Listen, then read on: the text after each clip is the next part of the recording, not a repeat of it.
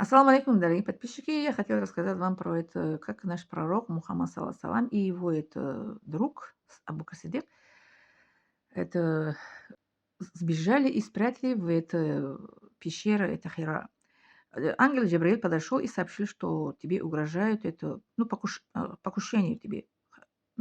Хотели убить это пророка Мухаммада.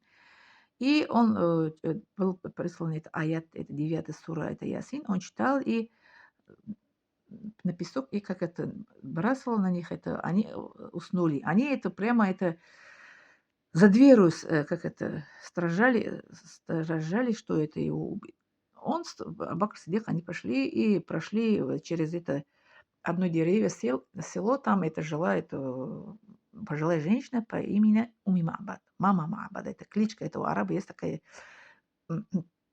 как это, обычай, что они женщину по имени называют, они по кличку они называют. Умми Маабад, Мухаммад, Ахмад. Допустим, мама Мухаммада, мама Ахмад, мама Аиша, они по имени они называют. Они вот это по кличке, как это называют или вызывают.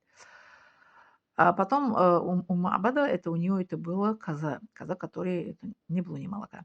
Пророк салам стучал в дверь, говорит, можно это пить, попросить. Она говорит, у меня нету этого воды или пить. Говорит, коза есть, у нее нету молока. Пророк салам рукой это помассировал это груди, и молоко появилось. Он доил это молоко, это напоил бабушку, напоил это Абу Бакр Сиддика и сам пил. И потом дальше потом эта бабушка спрашивает: "А вы откуда? Кто вы это? Из какого это племени?" А пророк сам сказал: "Мы из воды.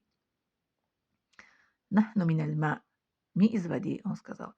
Ну, логично, человек, Аллах Субхану это же создал из воды же. Мы это как это появимся на свет, это при помощи сперматозоида папа и яйцеклетки, это как это мама же, правильно? Вот, потом, они шли и зашли в пещеру Хира, по названию Хира. И там это паук пришел и это свой дом строил, это понадел быстренько. И это голубь, это свой как там домик и яйцо. Как это голубь живет, где люди не живут, и паук тоже строит свой паутину, где люди не живут. И это бараны, как это пастух один он своим баранам, как это, как это прошли по этой, их это следи от нога тоже не осталось. Они пришли, спрашивали мужики, да, это у этой бабушкой: "А вы не видели 2 человека?" Она сказала: "Видела 2 человека". Они сказали, что мы из воды, они вот так вот пошли. Значит, они где-то ближе находятся. Они приехали со своими лошадями, и они были сидя на лошади, а Бакр стоит с пророком сам в пещере, а Бакр шепотом говорит пророком сам: "Если они как это, влезают это со своей как ее зовут, лошади, они нас видят". А пророк сам шепотом говорит это Абу Сиддика: "Не бойся, мы двое, третий у нас Аллаха.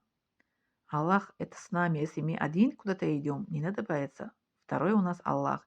Если двое, третий Аллах. Если три человека, четвертый это Аллах. Он всегда нас это защищает при условии, если мы на истине его путь". Да. Такие случаи были тоже со мной в 97 году, если не ошибаюсь, или в 98 году в Москве. Тоже нас полицейские как это проверяли, эти документы. У нас документов с собой не было. В тот момент на 3 дня мы имели право иностранцы находиться в России, в Москве. А я только вчера прилетела, а сегодня уже второй, а третий день я должна была лететь в Таджикистан. А мы с этой девочкой читали это 9 аят сура Ясин. У них рация перестала работать, и потом они как это отпустили нас. В итоге они, когда мы вернулись обратно домой, они еще руку махают. Эта девочка говорит, моя подруга говорит, они стали друзья. Вот, поэтому Аллах, кто в истинный путь, Аллах это своего раба защищает.